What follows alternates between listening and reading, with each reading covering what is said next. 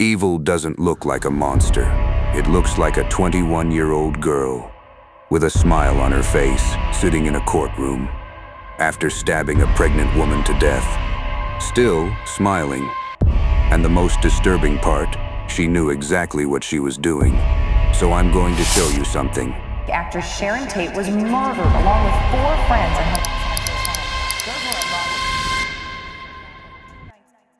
August 9th, 1969. 3 o'clock in the morning, Los Angeles. While this entire city slept, 4 people drove up a hill, in complete silence, with knives and a gun, and absolutely zero remorse. Their target was a house on Cielo Drive in the Hollywood Hills.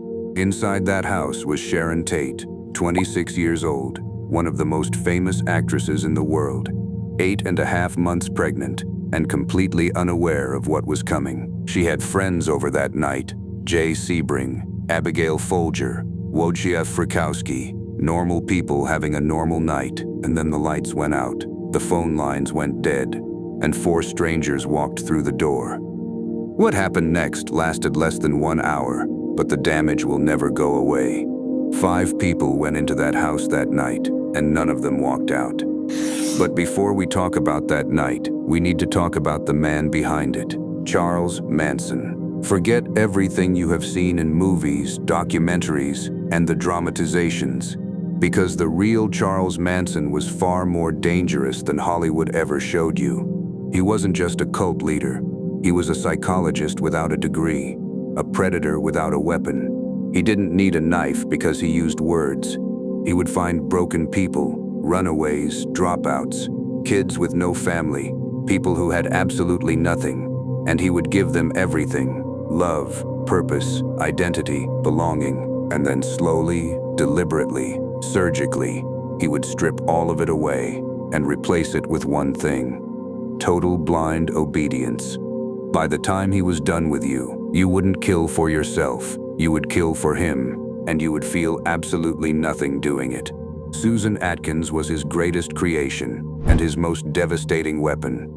Susan Atkins was not born a killer. She was born a kid in a small California town with a sick mother and a father who couldn't cope. Her mother died, her family collapsed. She hit the streets at 17, broke, alone, and invisible. And then Manson found her. Within a year, she was completely unrecognizable, because the same girl who once cried at her mother's funeral was now the girl who held Sharon Tate down while she screamed. Think about that. Really sit with that for a second. Because that's not just a crime story. That's what happens when the wrong person finds you at the wrong moment in your life. Manson didn't create evil in Susan Atkins. He destroyed everything good inside her and filled that space with pure darkness. And on August 9th, 1969, that darkness walked into Sharon Tate's home. Sharon got on her knees, begged for her baby's life, looked Susan directly in the eyes, and said, "Please, I don't want to die. Please save my baby." Susan Atkins looked down at her, paused, and said, "I don't care about you or your baby." 169 stab wounds, 5 bodies, 1 night, and Susan Atkins didn't lose a single minute of sleep. Now pay close attention, because this is where the story stops being just a crime story. August 29th, 1969, FBI General Investigative Division, 20 days after the murder, and the FBI is already involved at the highest level. This document says LAPD contacted the Bureau because they needed help identifying a specific person connected to this case. Think about what that means. LAPD, one of the most powerful police departments in the United States, could not identify someone connected to this murder and had to call the FBI for help. So who was that person? Right there, that name, blacked out, still today, in 2026, 55 years later, still hidden. And this line right here, upon approval, blacked out, will conduct the investigation. Who approved it? The case was solved. Manson was convicted. Susan Atkins was convicted. Every single member of that family was convicted.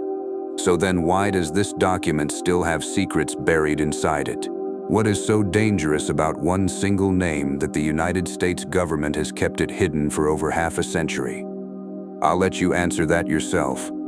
The trial began in 1970, and America watched in absolute horror, not just because of the crime, but because of how they acted inside that courtroom. Susan Atkins, Patricia Krenwinkel, Leslie Van Houten. They walked in like they were walking into a party, laughing, singing, carving X's into their own foreheads to match Manson. The judge stared, the jury stared, all of America stared, and they didn't care, not even slightly.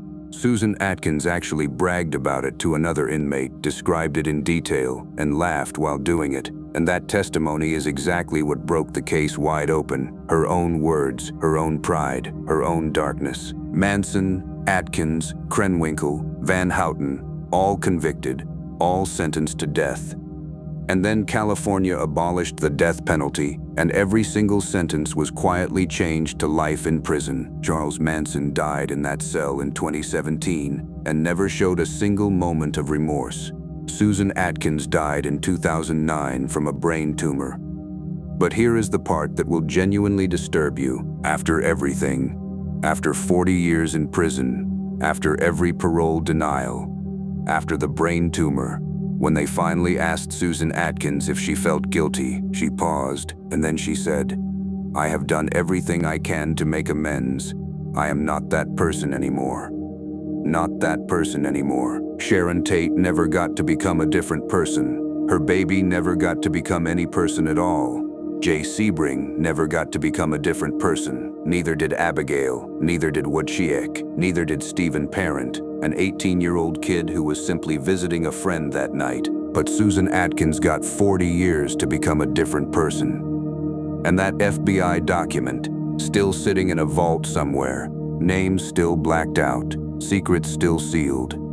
The official story says case closed, justice served, move on. But that document says something very different.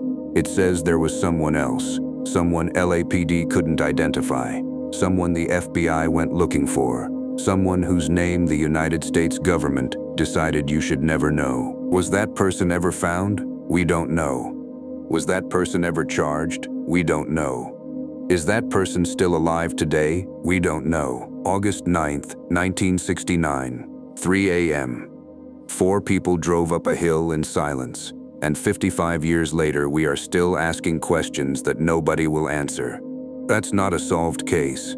That's a managed one. Sleep well tonight. Comments sealed right now if you think that document is hiding something bigger. And subscribe, because next week we open another file, another case, another name they don't want you to know about. I'll see you there.